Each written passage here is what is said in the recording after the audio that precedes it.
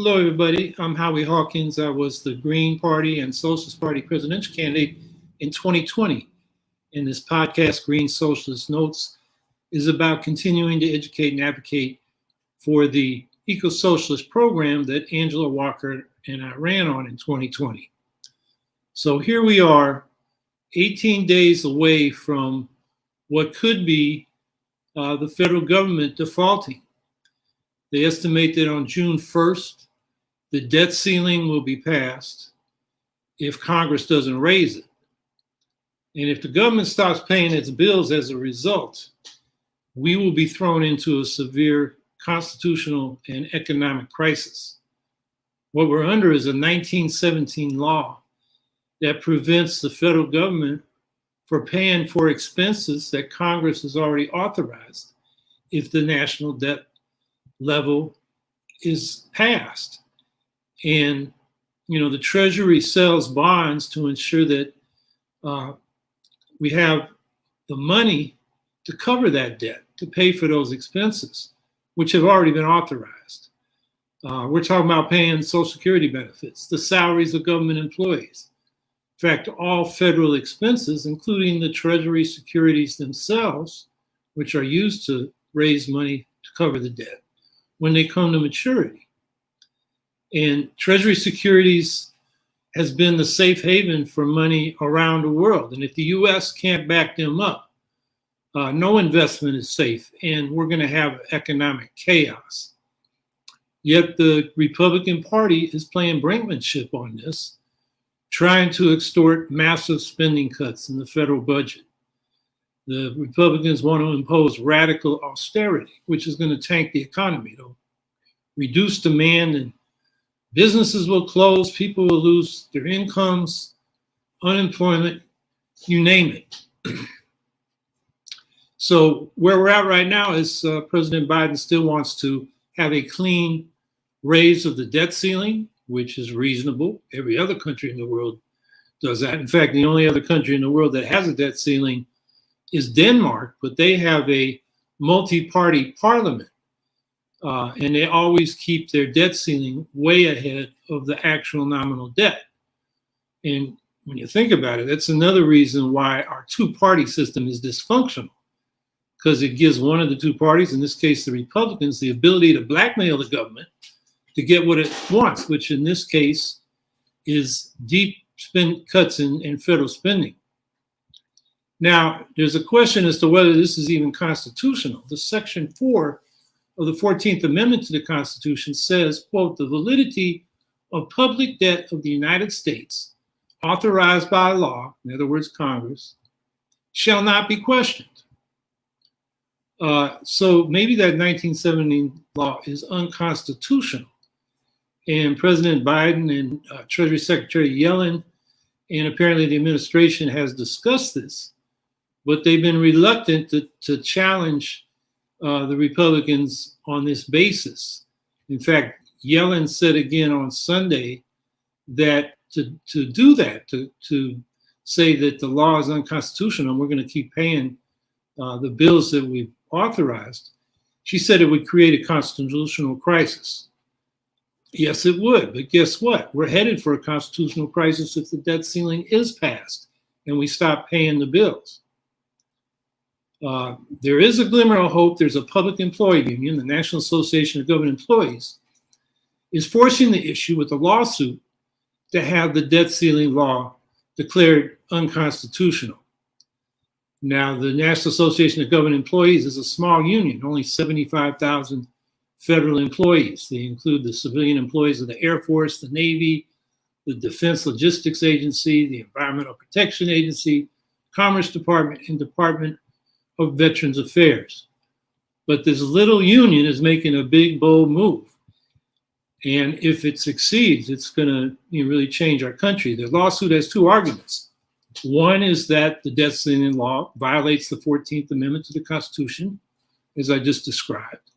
And the other is that the debt ceiling law requires the president to make an unconstitutional power grab to determine which bills can be paid with the limited revenue that will still be coming in, thus violating constitutional separation of powers.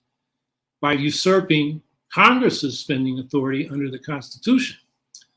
So the law was filed in Massachusetts federal court on Monday. And it's really not clear from what I can see in the reporting. It's even got a judge yet. It depends on which judge it is, how fast it's going to move, and also whether Biden's Department of Justice is going to defend the law in court, which normally the federal government, the Department of Justice, would do. So a lot of things are up in the air, but all I can say is I hope the union wins its case and we are rid of this stupid debt ceiling law. So another thing that happened this week on Thursday, well, the debt ceiling hasn't been reached yet, but what happened on Thursday was the federal COVID emergency programs were ended. And this is in a week when 1,000 more people died from COVID. We may want to be done with COVID, but COVID's not done with us. So what this means is the federal government will no longer provide tests, treatments, and vaccines at no charge. Pfizer and Moderna have already announced that the commercial prices of their COVID vaccines are going to be between $82 and $130 per dose, which is 3 to 4 times what the federal government was paying when it was covering these doses for us. And the moratorium on kicking people off of Medicaid during the COVID emergency is ending. And what that means, it's up to the states because each state determines the eligibility requirements within their state, but as many as 18 million people could lose their health care coverage. So there's no longer any social supports for dealing with the COVID emergency. And there are groups like the People's CDC and the National Nurses Union who are campaigning to keep mask mandates in hospitals and clinics where particularly vulnerable people are, as well as for the kinds of public health measures that they've been advocating all along, like better ventilation in schools and workplaces. If we had a universal publicly financed healthcare system or Medicare for all, it would be in the government's interest to provide preventive health care and public health measures in order to reduce the cost to the system of caring for people who get preventable diseases and sicknesses. But we don't have that. We have a for-profit healthcare system with public subsidies through Medicare and Medicaid for those people who can't afford health care. And Medicare for All is not on the agenda of Biden's re-election campaign or the large majority of Democratic Party members of Congress who are running for re-election. So what? That's just another reason why we need Green Party candidates to run for these offices who will give people in this country who in the majority support Medicare for All a way to vote for it in 2024. And then the next day, Friday, the Title 42 law expired. That was the law that enabled the U.S. to summarily expel migrants without due process under the excuse of the COVID emergency. But the Biden administration plans to continue expelling migrants under a new so-called transit ban rule, expel them without due process. Migrants are being told to wait in Mexico or other countries for their asylum and immigration applications to be decided. They don't get an in-person hearing.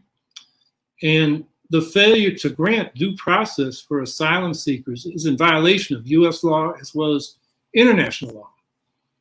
The Biden administration has already expelled 2.8 million people without due process since coming to office. Now, some of these people were people who came in more than one time because, you hear from the right wing, they're trying to spread fear and panic over immigration, but the numbers are unfounded. Another thing about the people, trying to apply from outside, they're told to go to this phone app, which is proving to be very difficult, if not impossible, for many of the migrants that are trying to use it.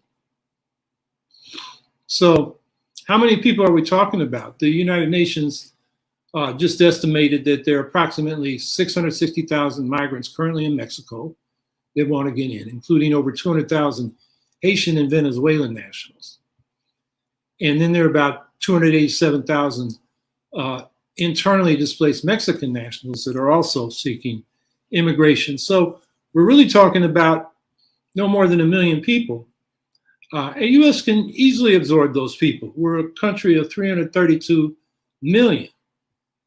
Instead of sending more National Guard troops to catch and deport migrants, the U.S. should be sending civilian staff to process migrant applications and provide secure housing, employment, and education so people can adjust, even if they're waiting for their applications to be processed. Instead, we're militarizing this problem. And this is a massive humanitarian crisis. 1 million people are affected right now. And this is from the Biden administration, which promised to end Trump's cruel policies on immigration, but has instead continued them. So what we see is Biden pandering to the right, which is fomenting all this false fear and panic, instead of solving the problem. And, this upsurge in immigration is fueled by government and organized crime violence in these countries, climate change, repression in these countries, and economic crises. And a lot of these problems have been instigated by U.S. military and economic imperialism that has backed right-wing governments, including coups, and perpetuates a economic system that exploits and puts these countries deeply in debt, and then demands austerity measures that remove social supports in order to get loans to cover their debt from organizations like the International Monetary Fund. What we should be advocating to deal with the long-term solution to this immigration problem is a pro-democracy and pro-socialism foreign policy that undermines authoritarian rule, doesn't give backing to these right-wing government, and has a different economic policy that ends the extreme capitalist exploitation. And that's, the poverty is one of the driving forces, as well as the repression. So we need a policy, I would say, like of open borders, like they have in the European Union and many other countries, groups of countries around the world that have free movement between their countries. People should be free to move back and forth across the U.S. borders to work, to shop, to go on vacations, have recreation, or to reside. And we actually need workers, certainly in the sectors that many native-born Americans don't want to work in, like agriculture and construction. And we've talked about a Green New Deal, and I've talked about how the bottleneck in getting this done on a fast timeline we need to do it is workers. It's more workers than we can put into it, particularly for the work, which most of it is in construction and factories. So, we have work for these people to do that needs to be done to deal with the climate crisis. Another thing about, migrants working here is many of them send remittances back to their families in the countries of origin, and that helps relieve poverty there and stimulates their economies. So that would help undermine the long-term pull of people or push of people to the United States. But instead, we have a Democratic administration that is little better than the reactionary Trump administration in dealing with this humanitarian crisis. We can do better than that, and it's another reason why we need the Green Party, because I'm not hearing a progressive immigration policy coming from the Democrats, let alone the Republicans. And then the last thing I'd like to call to people's attention before we get to comments and questions is the elections in Turkey tomorrow. They're presidential and parliamentary elections. And the right-wing president, Tayyip Erdogan, is in trouble. He's slightly behind in the polls to a centrist, more secular candidate, Kemal Kılıçdaroğlu. And I probably pronounced that wrong, but you can look it up in the news and figure out how to pronounce it. The left in Turkey is not running a candidate in hopes of letting this centrist candidate defeat Erdogan, who's become a one-man, strongman ruler in Turkey. And, if this centrist candidate wins, it could start to reverse Turkey's slide into real authoritarianism. Now, the left parties in Turkey have formed a Labor and Freedom Alliance, and they're running their candidates under the banner of the Green Left Party. And this party's been around, it's been part of this alliance. Before there was another pro-Kurdish party, the HDP, which had the most candidates running and, headed this Labor and Freedom Alliance. But they are in court. A lot of their leaders have been imprisoned, and I'm still here. Something happened. And they're about to be banned. So what happened was the Freedom and Labor Alliance decided to run under the banner of the Green Left Party. And in recent weeks, the Erdogan's government has arrested over 150 of these Green Left activists and politicians. They're trying to rig the election. But nonetheless, the Green Left is expected to win about 100 of the 600 parliamentary seats. So if Erdogan is defeated and the Green Left performs as expected, Turkey's politics will take a turn for the better. One-man authoritarian rule will take a real defeat. Erdogan's been in power for almost 2 decades. And the violent repression of the progressive Kurdish movement in Turkey itself and the Turkey's military attacks on left-wing Kurds in Rojava, northern Syria, and Iraqi Kurdistan are likely to stop. Now, the left-wing Kurds, who are represented by the Kurdistan Workers' Party in Turkey and the Democratic Union Party in Syria, have advocated and begun to implement a democratic confederalism that's based on the ideas of the American libertarian socialist Murray Bookchin for a grassroots democracy of federated citizen assemblies with local autonomy within the national state borders of Turkey and Syria. So unlike the older Kurdish nationalist movement, they're not looking for a nation state of Kurdistan. They're looking for autonomy within the existing national states. And they're in Turkey, Syria, and also Iraq and Iran. These parties, the Kurdistan Workers' Party and the Democratic Union Party of Syria, are the most progressive forces in West Asia and the Middle East. They promote a secular, anti-sectarian, multinational, feminist, ecological, and socialist program. And they put this vision into practice in parts of eastern Turkey, although they faced heavy repression there, and in Rojava, or northeast Syria. They have a government called the Autonomous Administration of North and East Syria. And they're trying to negotiate for their autonomy from the Assad government.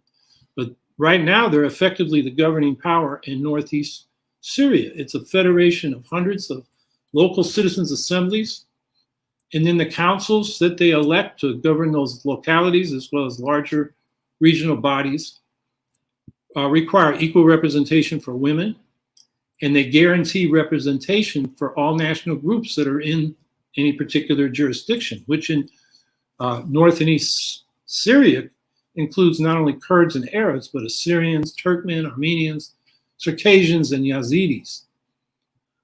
So this is a very progressive force, and if it is successful, it can set an example for the whole region.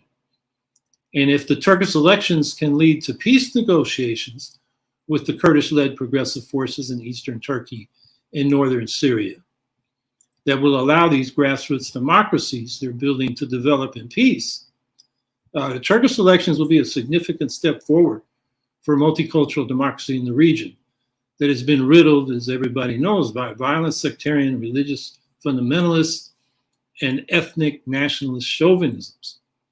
So, keep an eye on the Turkish elections tomorrow. They're important. So with that, let's see what your questions and comments are.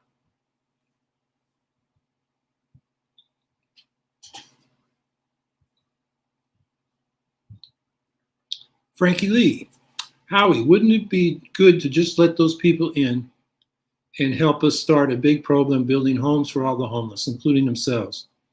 Yeah, that makes a lot of sense. But the two parties in power don't make sense.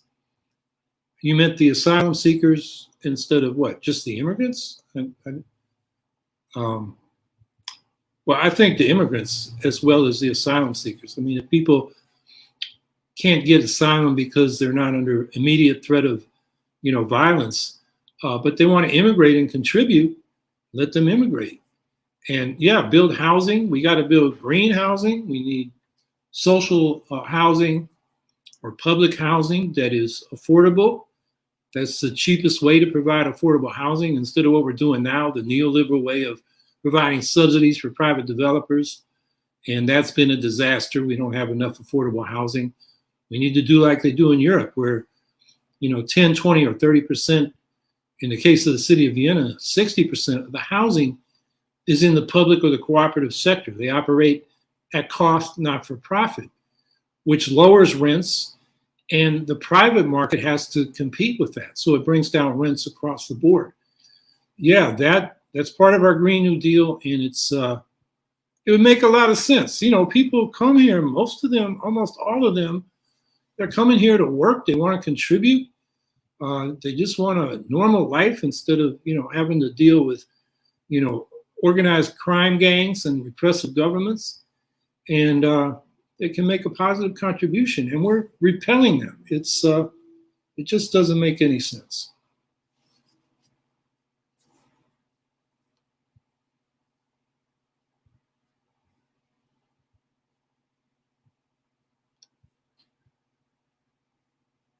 Here we go. Scout Trooper 164. What do you think of Trump stating, "I just want everyone to stop dying"? I can't help but feel conflicted hearing that. Trump doesn't care about anybody but himself. He's just pulling it out his rear end.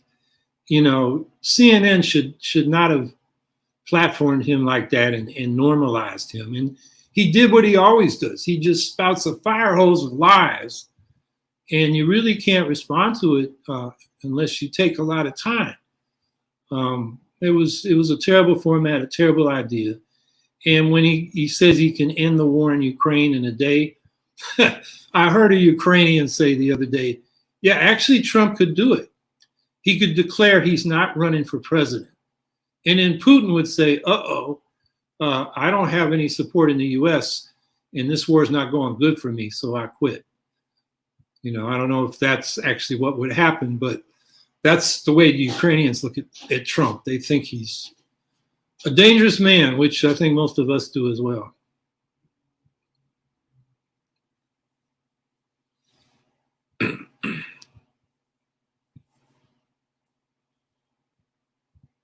Scout Trooper 164, what are your thoughts on Feinstein's declining health?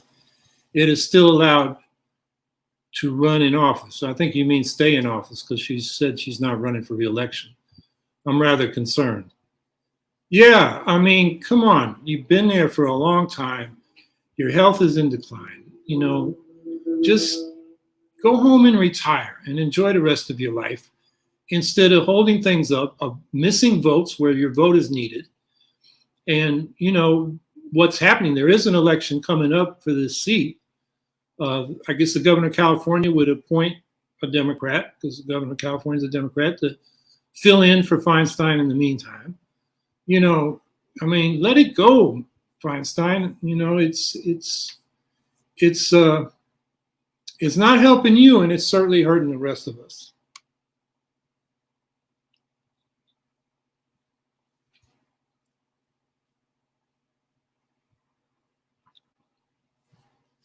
Via email, have you been following the fighting in Sudan?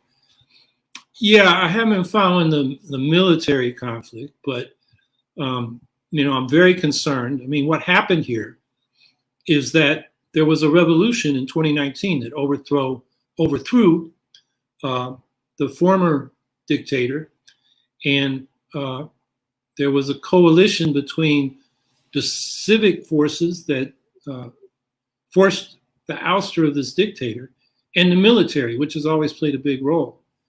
And there was supposed to be a 2-year transition period to civilian government. But then last year, the military held a coup and kicked out the civilian side. And so what you have now is a fight between two factions of the military. One faction is the RSF, the Rapid Support Forces, which grew out of the Janjaweed militias that wreaked such havoc and genocide in Darfur, a number of years ago. And they were supposed to be integrated into the regular armed forces, but their leader wants power, and he wants to take it from the leader of the armed forces. And unfortunately, the U.S. tried to negotiate with these militarists instead of really, insisting that the civilians be brought back into the government. So I think, our diplomacy was not smart and has contributed to the situation we're in right now. I don't have an easy solution to this. I think we need to, be in solidarity with the civic forces that are, for a democracy and a secular government. And, we need to be listening to what they're asking for. Right now, it's humanitarian aid and enabling people to get away from the fighting. But also they want diplomatic support so they can be part of the solution instead of sidelined by these fighting military factions. But that's not going to be easy. I just, I don't know what else we can do at this point. It's a tragedy, and it's going to be, I think, bloody and going to take a while to sort itself out. And then one of the military factions either takes power or maybe they come up with some joint agreement to rule, and the people will be left out. They'll be under a military dictatorship. And they'll continue to resist. And they're actually pretty well organized. They have unions. The Communist Party in Sudan is one of the few in the world that is, very pro-democracy and well organized and played a positive role in that revolution. And then there are other civic organizations as well. And we've got to just, listen to what they're saying and what they're asking of us in solidarity.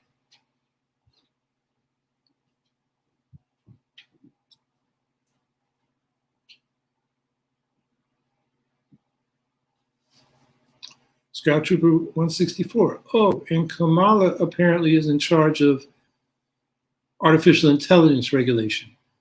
What do you think of this? I'm personally unsure, since I think the key to balance is moderation. Yeah, I really need to educate myself more on artificial intelligence and the proposals for regulating it. I just haven't done that yet. I'm concerned on the one hand that there'll be censorship, but on the other hand, that artificial intelligence will create all kinds of problems on its own, whether it's in the economy or, fake news or fake, what do they call them? Fake videos that we can expect to see in this upcoming election. So that I know it's a big issue. I'm just not up to speed like where I want to be on that question.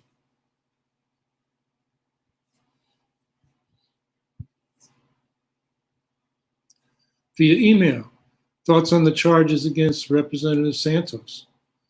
Well, he looks guilty as hell to me. I mean, there's been so much reporting on that. And, my question is, why do the Republicans allow him to operate as a normal member of the House, given all that he's under? But the Republicans don't make sense anyway. So, Santos is kind of symbolic of who they are.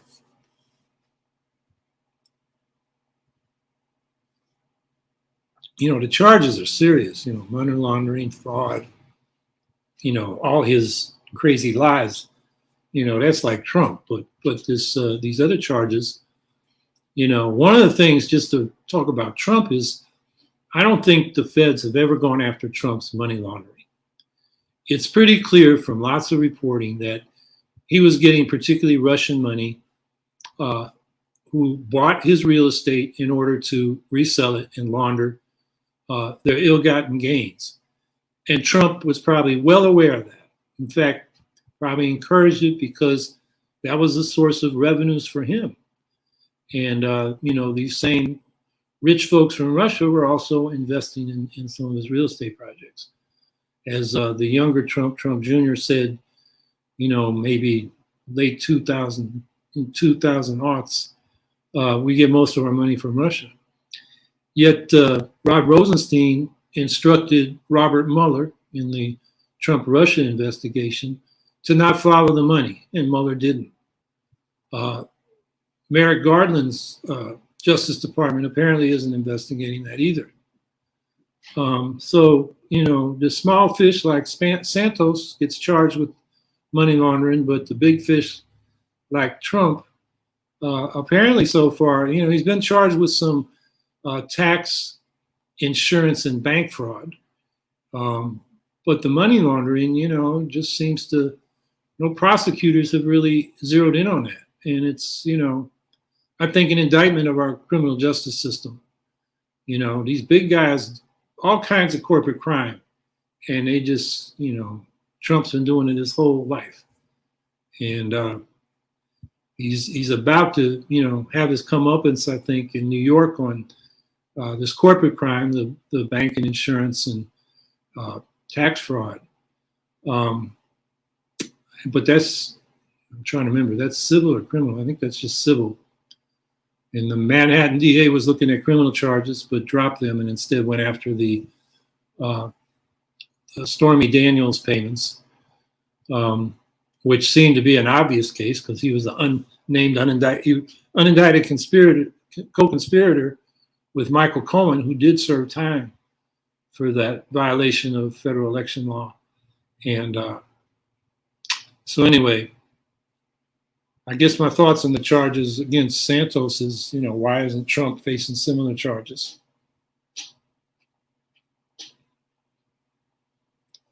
Vicky Corden. I'm concerned about Biden running again in 2024 against Trump or DeSantis.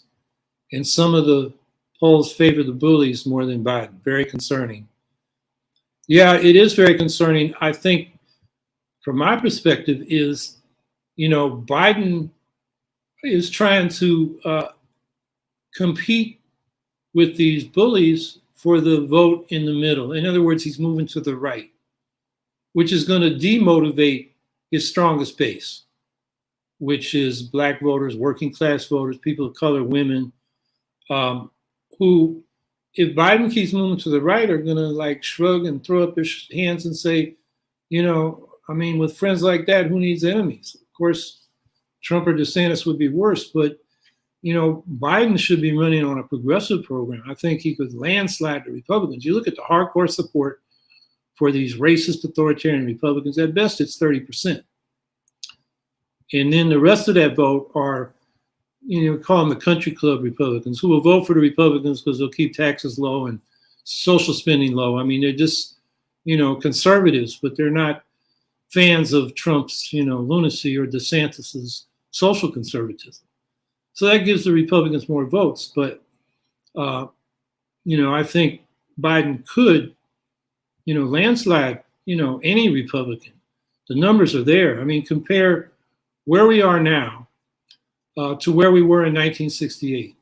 If you add together the Nixon and Wallace votes, which was a racist vote, Nixon was running all kinds of racist dog whistles and barely beat Humphrey. But if you add in the Wallace vote, it was nearly 60% were for these right-wing politics.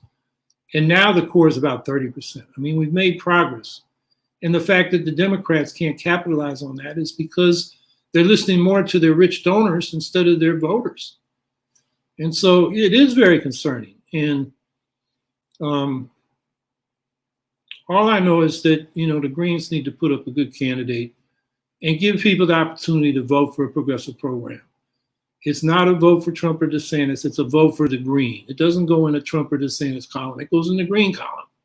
Now, people say, well, it should go in the Biden column, but most of our voters don't want to vote for either parties. We know from the 2016 exit poll that 61% of Jill Stein's voters would have stayed home if she wasn't on the ballot. So, we are bringing new voters to the polls. And the more votes we get for Medicare for all, for the Green New Deal, for student debt relief, for all these progressive policies that the people want, the stronger our position will be after the election. It will send a message to those who are elected. and we'll, build our movement, because people will realize they're not alone and they don't have to settle for a neoliberal Democrat to stop a neo-fascist Republican. They can vote for a positive program, the kind of program we need given the life or death issues we face of climate change and the new nuclear arms race and inequality, which kills, and an electoral system that excludes most of us. The single member district winner-take-all system imposes a spoiler effect that forces progressive-minded people to vote for centrists, like the Democrats, to stop the far-right Republicans. They don't get to vote for what they want. And it excludes the progressives from having an independent voice in government. If we had a system of proportional representation in Congress, I think within 2 or 3 elections, the progressives would have, a good 30%, at least a third of the representatives, which would make them a co-equal power with the centrists and the right. It would totally change our politics. So that's another thing I've been coming back to since I ran in 2020. We've got to change the electoral system. We need ranked choice voting for executive offices and proportional ranked choice voting for our legislative bodies. That'll be the game changer. It will change our politics. And you don't hear that from the Democrats or Republicans, particularly at the federal level. Where's the Democratic proposal to replace the Electoral College with a national popular ranked choice vote? There isn't even a bill in Congress for that. There is a bill for, replacing the Electoral College with a popular vote, but it hardly has any sponsors. It's just, it's not a serious bill. There's not a serious effort. So again, that's why we need the Green Party. If we don't run our own people and lift our voices up, nobody's going to hear about pro-democracy electoral reforms or Medicare for all, the Green New Deal, and the climate crisis and the new nuclear arms race, U.S. imperialism, the inequality crisis. And when I say inequality kills, I mean life expectancies are declining in this country, even though we're a rich country. The more inequality grows, because people have to choose between going to the doctor, paying the rent or the utility bill. A lot of people are homeless. Rents are too damn high. And you're on the street. A lot of people, that's where they end up. They die on the street. So we need a new politics. And it can't be, like some of the progressive Democrats do. They're trying to reform the Democratic Party. That's not going to work because they don't have any real power in it. The power in the Democratic Party is the money of the rich and the corporate entities that finance their campaigns and their national committees, which then determine which candidates they're going to support in primaries. The think tanks that are associated with the Democratic Party, the lobbying groups. That's the real power structure of the Democratic Party. And progressives, rank and file Democrats, they're not part of that power structure. At best, or at worst, in any case, the progressives, they speak out for the right things in a lot of cases, but they make the Democrats look better than they really are. As Alexandria Ocasio-Cortez said when she was still supporting Bernie Sanders in the primaries, if I was in another country, I would not be in the same party with Joe Biden. Well, she shouldn't be. She should be an advocate for ranked choice voting and proportional representation. But she's silent on those issues. That's why we need the Green Party.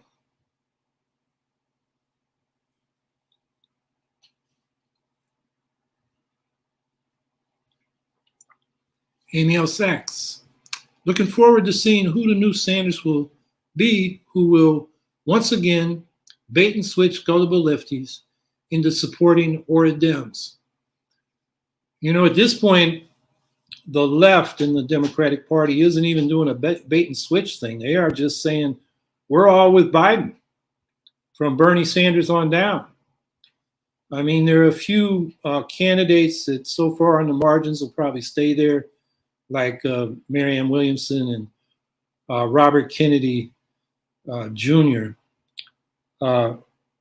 who, is hardly a progressive when it comes to questions like vaccines, public health, his association with, right-wingers like Roger Stone and General Flynn going to these, right-wing confabs that General Flynn has organized to promote his anti-vax book. And then he's just off the wall. He said on Twitter last week that, and I think I mentioned this last week on the podcast. I couldn't remember exactly what he said, but he said Ukraine has nuclear weapons launchers all along the border with Russia, which Ukraine doesn't. He may have been thinking of the anti-ballistic missile sites in Romania and Poland, which shouldn't be there, in my opinion, could be transferred to launch nuclear weapons. Right now, they have anti-ballistic missiles there.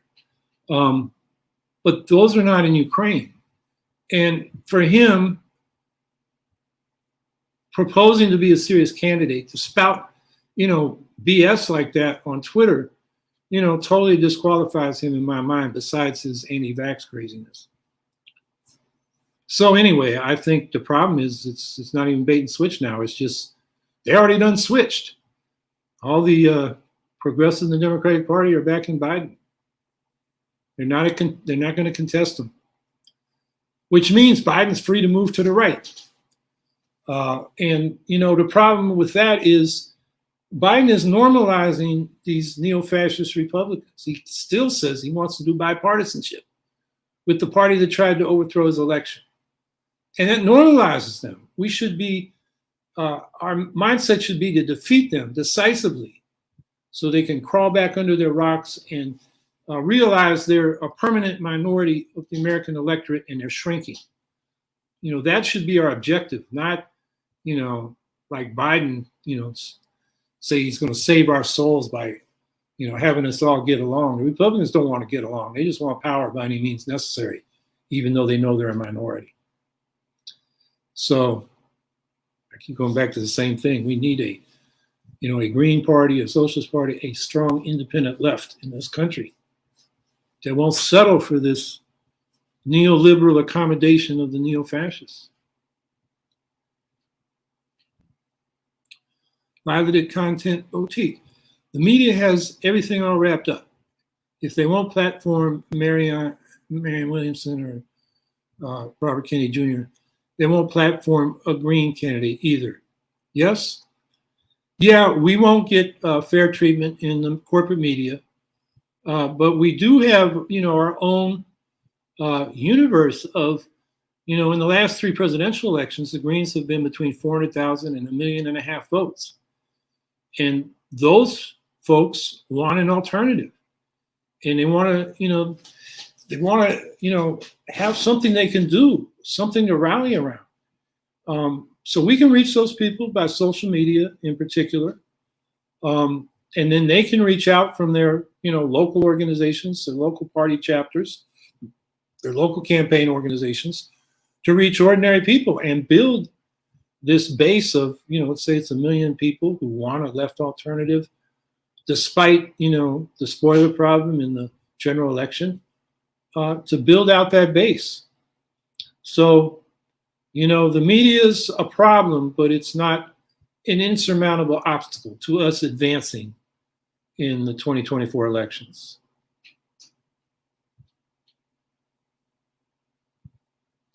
Scout Trooper 164, are you in support of the Writers Guild strike? Yeah. And I, wish them a victory in getting a contract that addresses their concerns.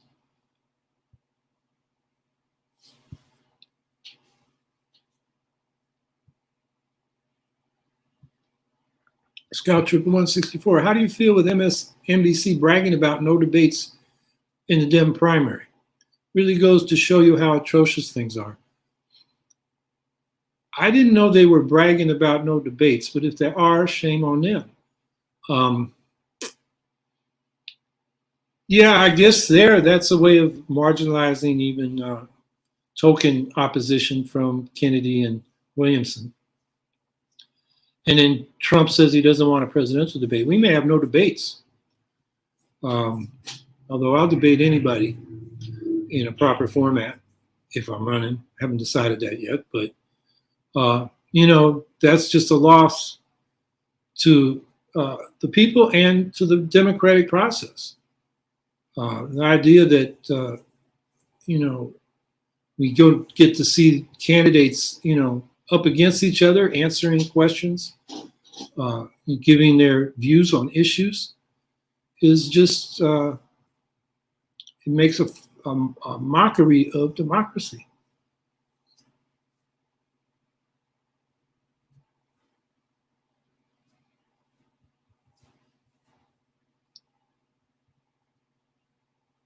Scout Trooper 164, do you agree that better mental health could reduce shootings, as Sagar and Jetty suggested?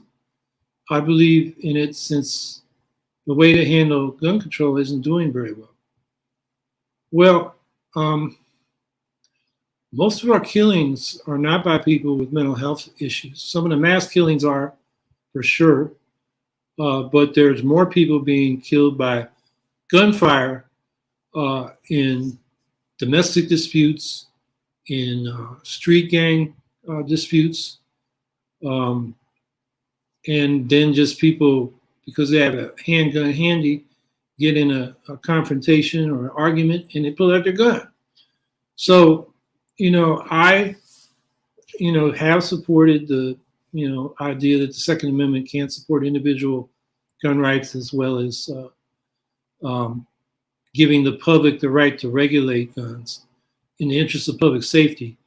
And I think we need a lot more gun control or gun safety regulation, because, we still don't even have universal background checks.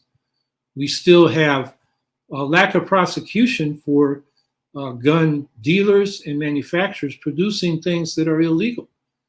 Now we got a lawsuit here in New York that white supremacists that killed 10 black people at a Tops supermarket in Buffalo, he got from the gun seller an adaptation to his weapon that made it automatic, that was illegal in the state.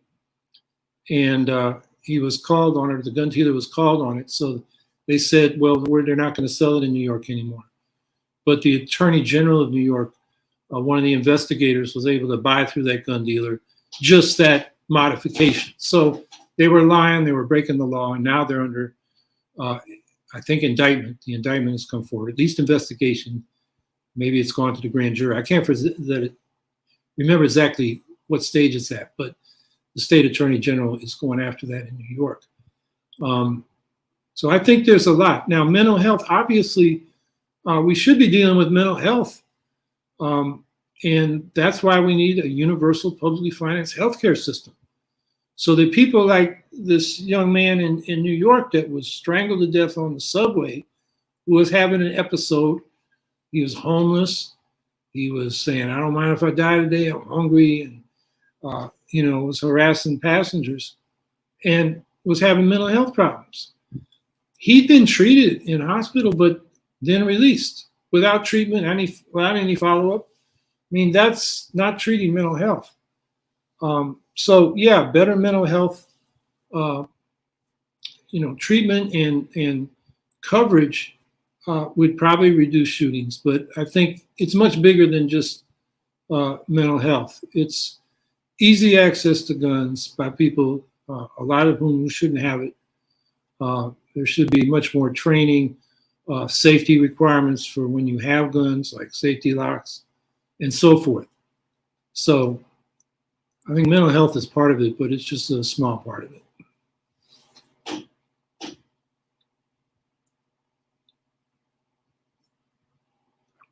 Scout Trooper 164, what do you think about Trump being found guilty of sexual assault?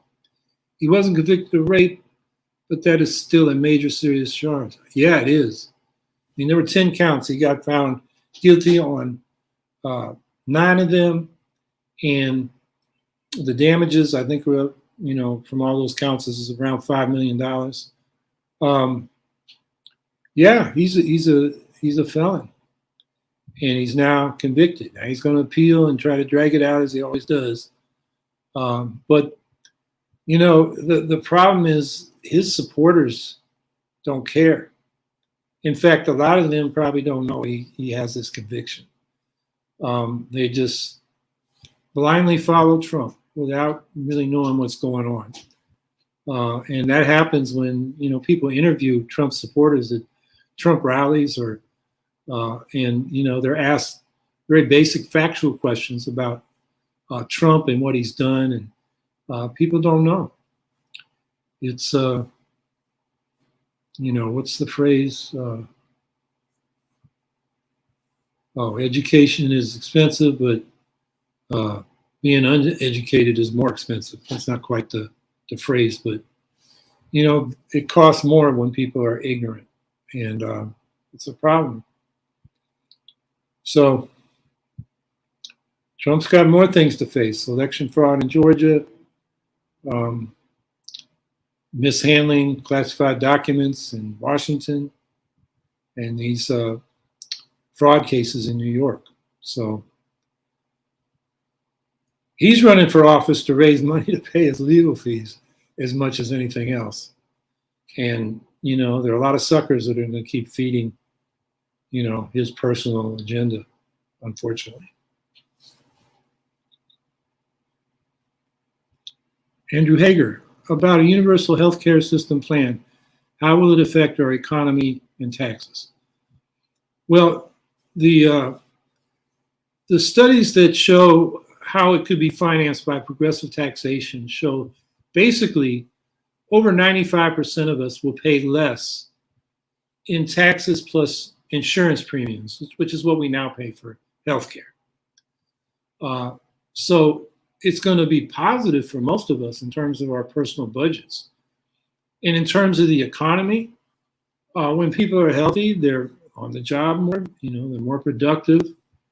And actually, because we're preventing more illness than we're treating with a universal system, healthcare expenses are likely to go down. And that's good for the economy. We can devote those resources to other needs, like, addressing, rebuilding our economy around clean energy to address the climate crisis. We're providing homes for the homeless that they can afford.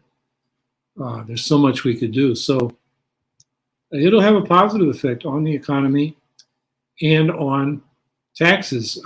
With the money we now spend for both private insurance and public insurance programs, we can provide universal coverage, cover all medically necessary services, including dental, eye coverage, hearing, things that Medicare doesn't cover, for example, long-term care, which is very expensive, and then treatments for all the diseases and illnesses.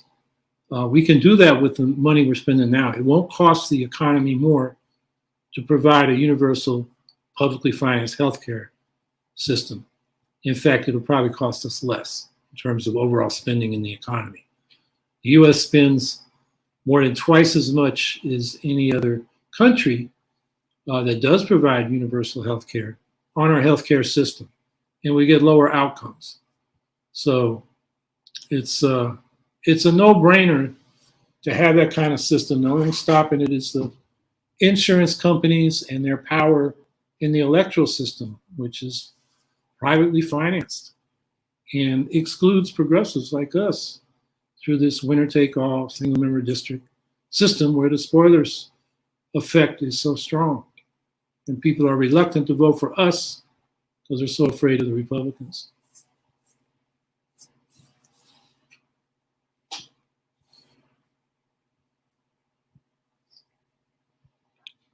Scout Trooper 164.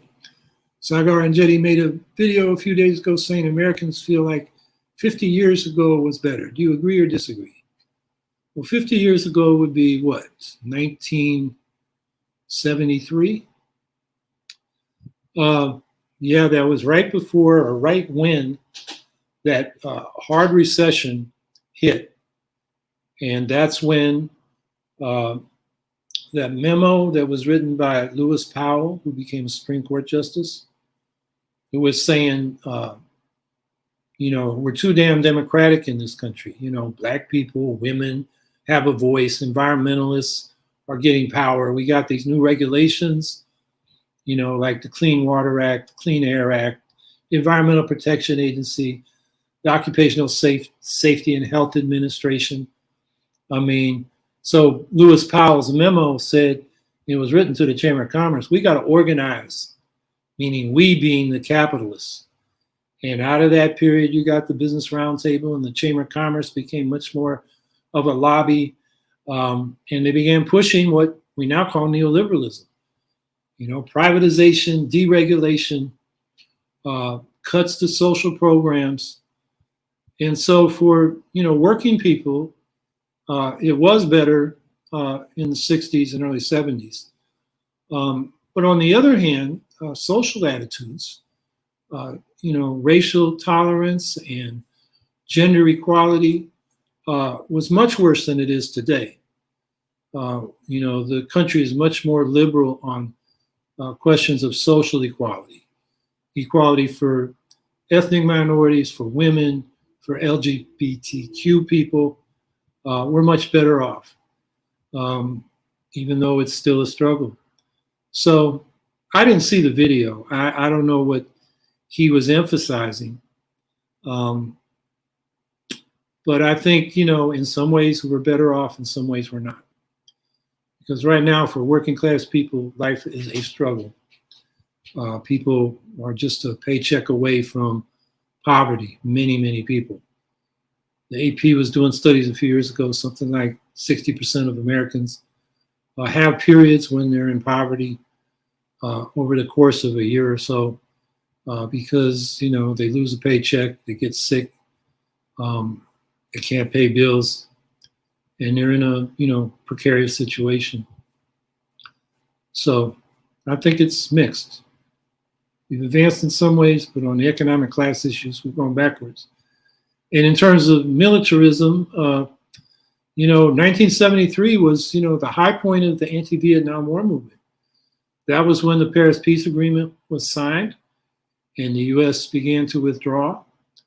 And it was hard for the president to get us into wars. It really, they called it the Vietnam syndrome. What was done, like by Carter in Afghanistan, before the Russians even got in, was covert action. Same thing in Latin America. And, you know, Reagan tried to break that with invasions of Grenada, you know, a tiny country in the Caribbean, which had a revolution. And then George H.W. Bush, you know, invaded Panama. And really where he claimed to have broken the Vietnam syndrome was the Gulf War, where we pushed Iraq out of Kuwait, where it shouldn't have been, but it was already withdrawing. And we went ahead and just slaughtered the Iraqis as they were retreating and bombed a lot of, you know, infrastructure in Iraq, and then imposed sanctions in a no-fly zone, which then under the Clinton administration led to lots of deaths. You know, the State Department, head of the State Department Secretary, you know, names on the tip of my tongue. She was asked by 60 Minutes, you know, is the death of 50,000 children in Iraq due to the sanctions worth it? And she said yes. I mean, that's the kind of vicious imperialism that has been restored since Vietnam. And, you know, that's a real problem. So that's another area where we're probably worse off than we were 50 years ago. We still had ahead of us 50 years ago the nuclear arms agreements. The first START agreement, Strategic Arms Limitation, SALT agreement that Nixon did with Russia. That, I can't remember the year of that, but that was happening. The ABM Treaty was in that period. The Non-Proliferation Treaty was in that period. And then we got up to Reagan and Gorbachev agreeing on the major reductions in nuclear arms. I mean, so things got better, you know, on the nuclear arms front, and then since then they've got worse. And we're back into a new nuclear arms race. And crazy talk from, you know, Putin and Medvedev and other, you know, Russian nationalists about, you know, how Russia's gonna nuke or use nukes to beat back what they call the Anglo-American imperialists, even though they're invading the Ukrainians. So we're in, that I think we're in a much worse position. That's why the Bulletin of the Atomic Scientists has kept moving their clock closer to midnight, their doomsday clock. And they just moved it again last year because of the Russian invasion. So I think it's a mixed bag. We're better off in some ways and worse off in others. Andrew Hager. I don't know about you guys, but I'm sick and tired of the way the media is handling the truth about, well, everything really. Even if BBC News is the closest thing to the whole truth. Yeah, when I'm in the car or I turn on cable, I usually look at BBC. For one thing, they actually cover news around the world. MSNBC, Fox, and CNN rarely cover international news. CNN probably more than the others, but not so much, and it's very superficial. There was a poll back during the when was it, the second Iraq war that Bush started, and it found that the more people watched CNN, the less they knew about the real facts of the war in Iraq. So yeah, the media is a big problem. One thing we need is a media policy. We need more independent public news media where the government funds it but doesn't control it. And one way to do that is have the boards made up of people by sortition. In other words, not election, not appointment, but like a jury. And you pull people out of a pool. They have to be willing to serve. And you get a cross-section of the American public, and they then are independent of the government, and then it can fund public media, not just PBS and NPR, but local media. Local newspapers are disappearing fast. They could be publicly subsidized, independent, and governed by these nonpartisan boards selected by a random sample of the public. I think that's the way we need to move. So we have journalists who can do their job without being circumscribed by the corporate interests of, big media companies that run, Comcast runs MSNBC, Murdoch's empire runs Fox News. CNN is, I'm not sure who owns it right now, but I know the reporting I've seen recently is they are moving to the right. I'm not sure what their rationale is, but that's what they're doing.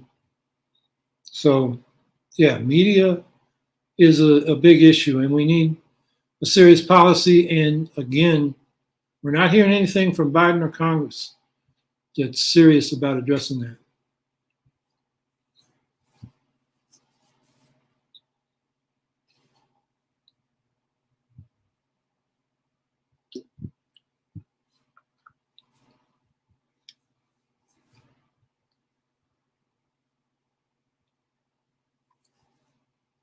Okay, well, I thank people for being here today. Our hour is up. Next weekend I will be at the conference in Montreal. It's about the Great Transition, meaning the transition to a sustainable economy, put on by Historical Materialism. So it's a left-wing conference. And when it comes time to have this podcast, I expect to have grabbed somebody at that conference who will be the guest. One of the people there at that conference will be Yulia Yurchenko, who was on this podcast. She's a Ukrainian socialist. She's speaking at the conference, but there are other people talking about independent politics, the global economy, and what imperialism is. Is going from a world where U.S. imperialism is dominant to a multipolar world. Is that a multi-imperialist world? Are we back to the pre-World War I situation where different imperialist powers are competing? Others argue that a multipolar world will open the door to socialism. I don't see that. I see, what we got is multiple imperialisms. We're already in that world, and what we need is socialist transformation across the world. But anyway, that's a discussion. Maybe we'll have it next Saturday with one of the guests I can grab at this conference, or we should have it down the road. I have some people in mind for that. So stay tuned and have a good week. And we'll see you next week.